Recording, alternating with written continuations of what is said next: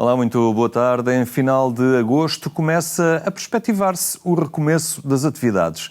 O regresso retemperado pelo descanso de alguns dias de férias. Connosco está desta vez o Frei José Nunes, dominicano, com quem vamos olhar a liturgia do próximo domingo. Mas também este regresso às atividades diárias. Muito boa tarde, Frei José Nunes. Boa tarde. Final de agosto, à partida, e para muitos, não para todos, as forças estarão retemperadas, outros também estarão por estes dias a começar as suas férias, talvez menos, mas é sempre aquele momento em que se regressa, não é? O retomar determinadas atividades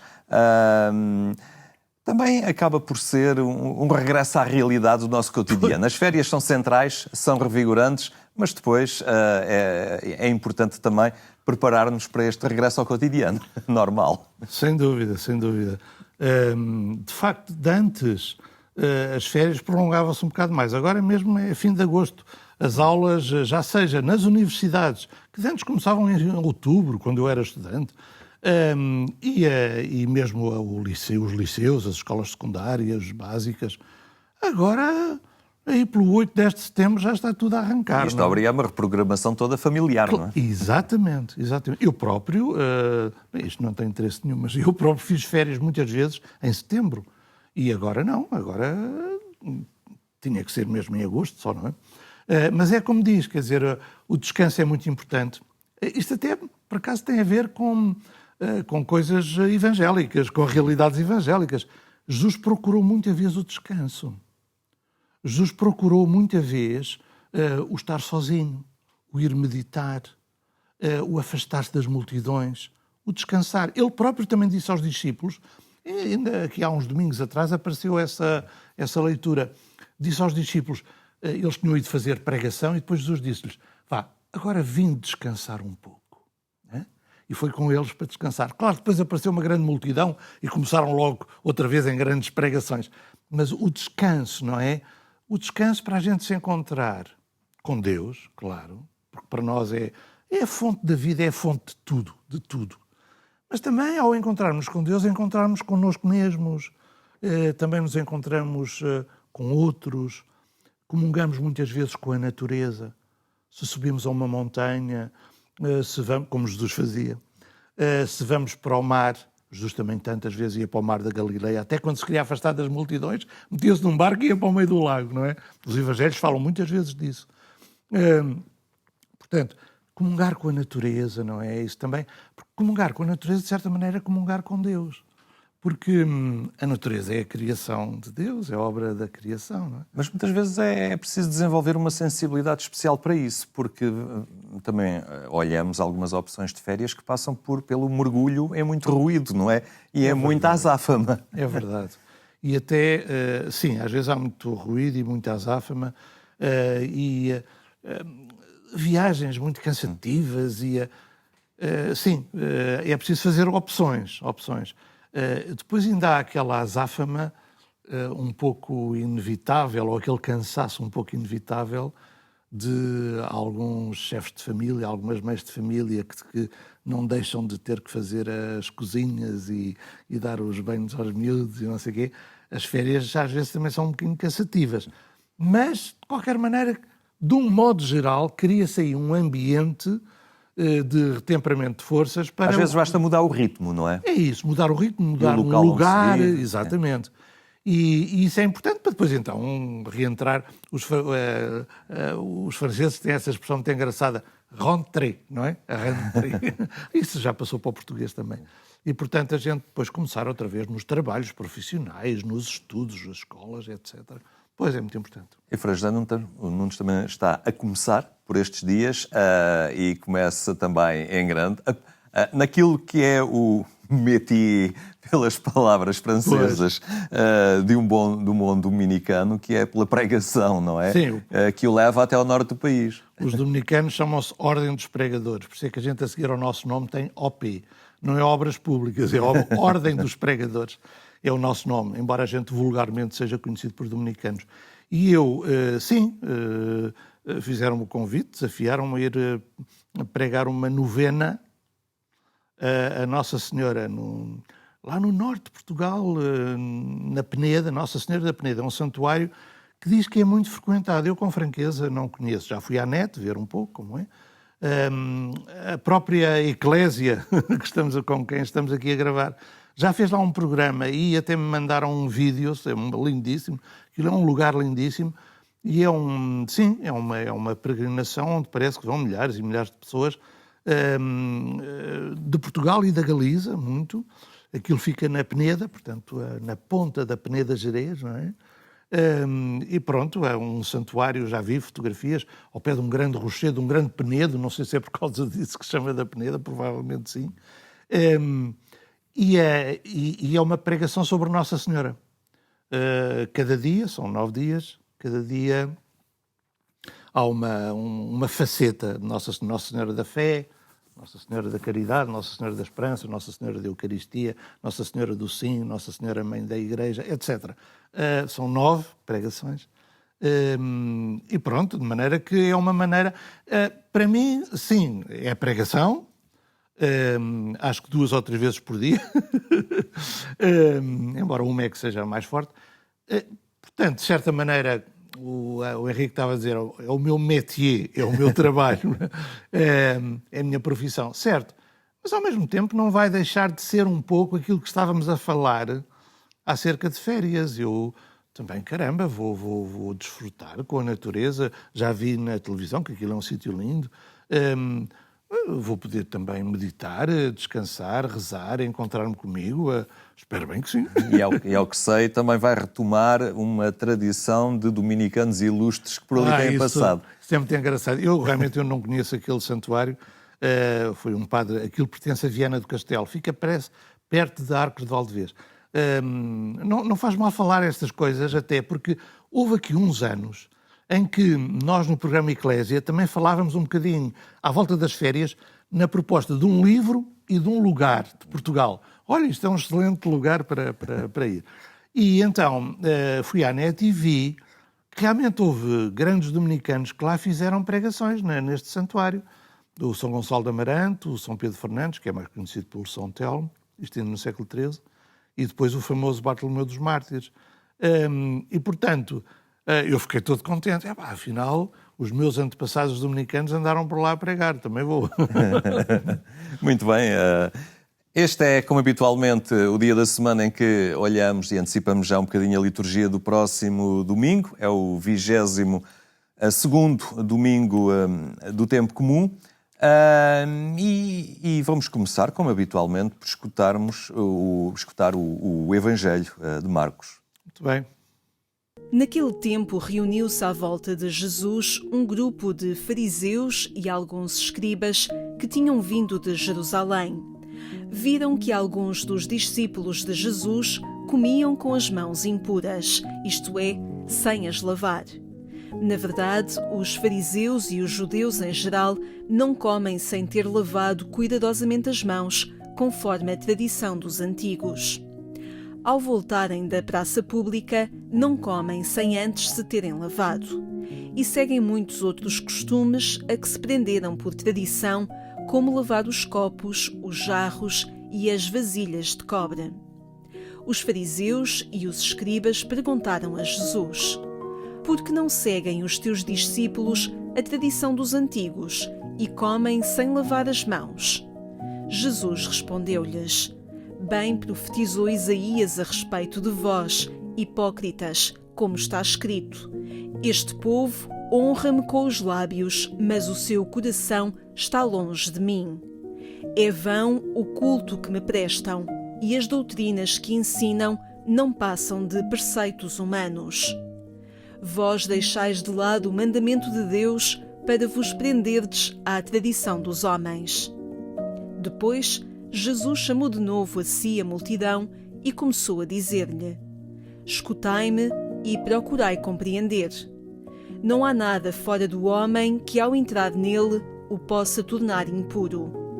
O que sai do homem é que o torna impuro, porque do interior do homem é que saem as más intenções, imoralidades, roubos, assassínios, adultérios, cobiças, injustiças, fraudes, devassidão, inveja, difamação, orgulho, insensatez.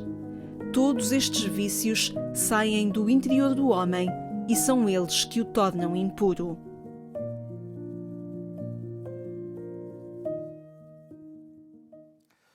Frei José Nunes, temos aqui então esta passagem do Evangelho de Marcos, esta dimensão do legalismo, não é?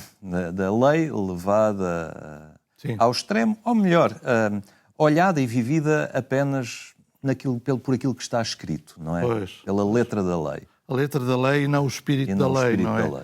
Porque as leis são importantes, não é? Para regular até as nossas vidas, as sociedades, tudo, não é? Mas têm que também ser entendidas no seu espírito e não à letra, não é? As próprias leis da Igreja, o direito canónico, que é um calhamaço assim cheio de leis, também tem que ser entendido no seu espírito. Porque as leis, e nomeadamente agora, tratando-se do Evangelho, as leis da Igreja, querem salvaguardar o bem da pessoa. Quando uma lei, para ser cumprida à risca, à letra, já não pensa no bem da pessoa, mas apenas num cumprimento ritualista, legalista, essa lei deixa de ter interesse e tem que ser ultrapassada. E é isso que Jesus fez. Eu, quando era estudante, já lá vão umas dezenas de anos, não é? Estudante em Teologia, na Católica, nessa altura saiu um livro, saíram alguns com títulos muito sugestivos. Um era Jesus em Más Companhias, outro era Jesus, um fora da lei. Jesus foi um fora da lei. Está bem, isto é um título assim um bocado espampanante, publicitário, mas de facto, e é o que diz o Evangelho de hoje, que acabámos de ouvir, Jesus afastou-se imenso de muitas leis quando essas leis não defendiam as pessoas, quando eram apenas um ritualismo, o que é que interessa? E, portanto, daí a incoerência. Cumprir leis, mas depois não fazer o bem. Cumprir leis, mas explorar as pessoas. Cumprir leis, mas não amar as pessoas. Não é? O que é que isso interessa? Que isso não tem interesse nenhum. E nós na Igreja, quando digo Igreja, somos nós, é o Henrique, sou eu, é toda a gente, não é?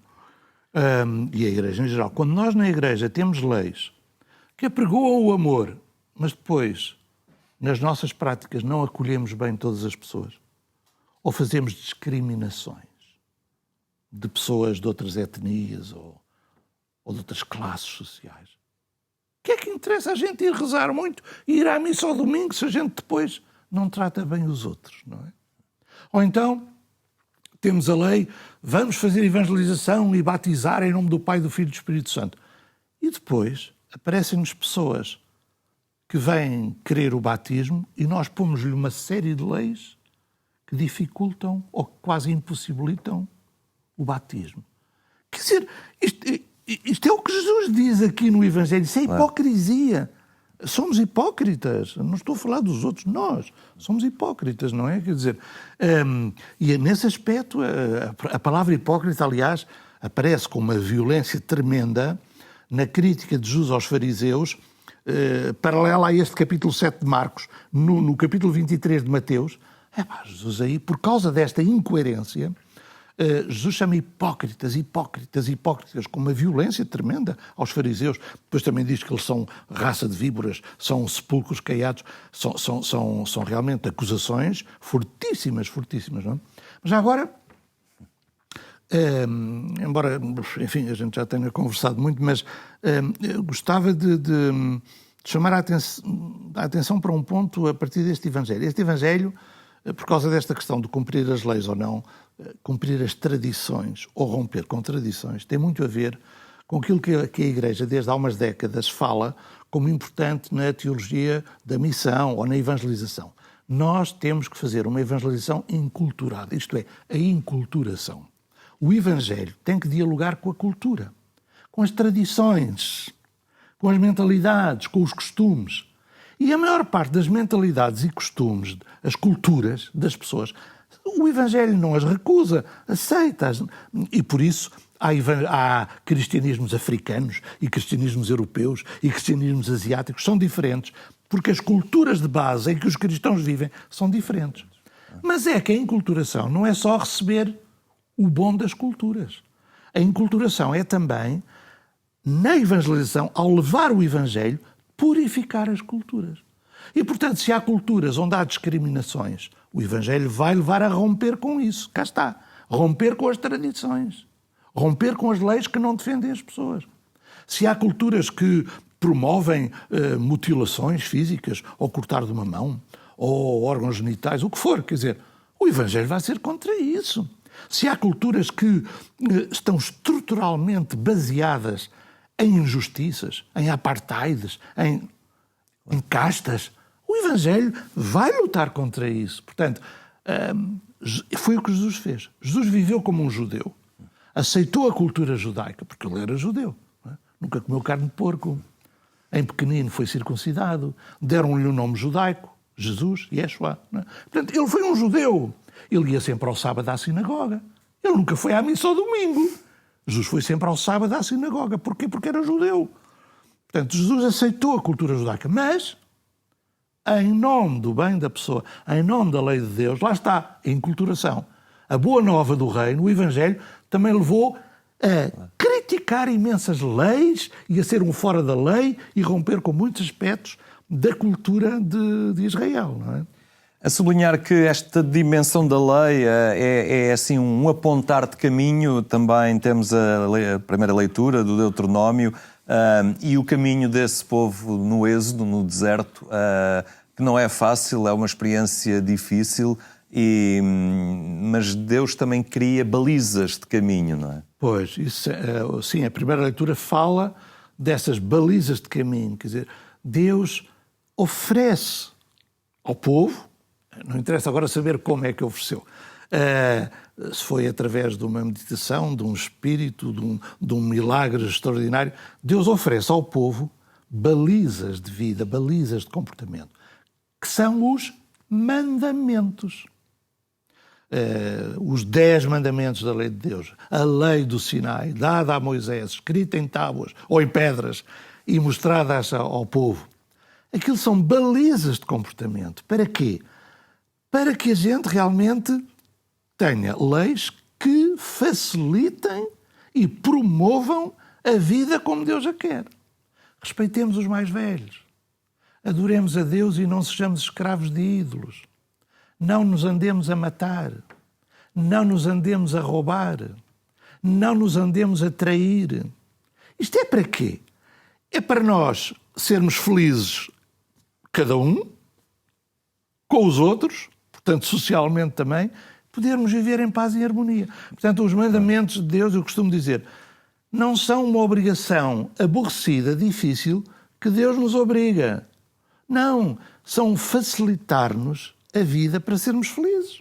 Até porque não tem propriamente uma dimensão piedosa em relação a Deus. Pois não. É uma regra para o povo a permanecer como povo e se conseguir funcionar em termos de sociedade, não é?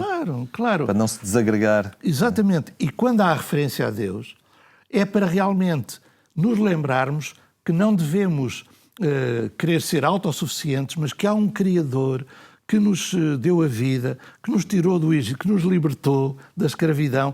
É essa a referência a esse Deus para nos lembrar que a Ele tudo devemos e é bom seguir as suas orientações, porque o que Ele quer é a nossa felicidade. Nesse aspecto, a religião funciona ainda hoje, a religião popular. Olha, há bocado estávamos a falar de santuários e das festas todas que há dos santos nas aldeias. A religião também tem essa função de agregação social, de agregação do povo. E, portanto, nos mandamentos, quando há referência a Deus, é justamente para isso. É para haver uma caminhada como povo, na unidade, na paz, na alegria. Pois. Na segunda leitura, esta lei que não está assente em artigos propriamente legalistas, mas é a palavra, não é? Essa é o verdadeiro repositório do caminho. Está ali tudo, é descobrir a palavra de Deus. A palavra de Deus. E para nós, cristãos, a palavra de Deus está sobretudo nos Evangelhos, no Novo Testamento, não é? Este texto de São Tiago é muito bonito. Afeiçoai-vos à palavra, ledes, acolhei a palavra. São Paulo, na carta aos Colossenses, se é que a carta aos Colossenses é de São Paulo, não importa agora isso. porque isso é discutível. São Paulo também diz: a palavra de Deus habita em vós, capítulo 3 de Colossenses. Portanto, a grande lei que nós temos para a vida é escutarmos e vivermos segundo o Evangelho, segundo a palavra de Jesus, não é? E, portanto, isso é que devia ser realmente o centro da vida de cada cristão e a vida das comunidades, o centro da vida das comunidades cristãs. Vou dar um exemplo muito simples. As catequeses nas paróquias, em qualquer lugar, mais do que andar com listas de pecados, ou listas de mandamentos, ou isto ou aquilo, ou moralejas às vezes, dar a palavra, ler o Evangelho, isso é a melhor catequese que pode haver. Nos sacramentos, hoje nós temos os rituais oficiais da Igreja dos sacramentos, seja o batismo, seja o matrimónio, seja o que for, tem dezenas ou centenas de textos da palavra de Deus à escolha. Mas lá está, é pôr a palavra de Deus no centro da vida da Igreja. Na Eucaristia, na missa, a gente tem a palavra de Deus. Depois tem o altar com o pão eucarístico. Mas primeiro somos alimentados pela palavra de Deus, não é? Portanto, pôr a palavra realmente à frente, no centro de tudo, não é? Muito bem, Frei José Nunes, ficam... Agora só dizer uma coisa. Olha, eu agora em outubro, próximo, vou também fazer mais um curso online. Isto não é fazer propaganda, mas tem a ver com isto. Sobre Jesus Cristo. Isso é que é o centro da vida cristã. Aí está. Fica então essa proposta. Provavelmente falaremos dela mais à frente. Mas obrigado por nos ajudar também a ver melhor este itinerário que não tem que estar assim tão dependente do rigor das leis, mas do seu espírito. Esse é o importante. Obrigado pela sua presença aqui entre nós. Nós ficamos por aqui. Resta lembrar a edição rádio do programa Eclésia, amanhã, poucos minutos após as 6 da manhã. Tenha uma boa tarde, tenha também um bom fim de semana.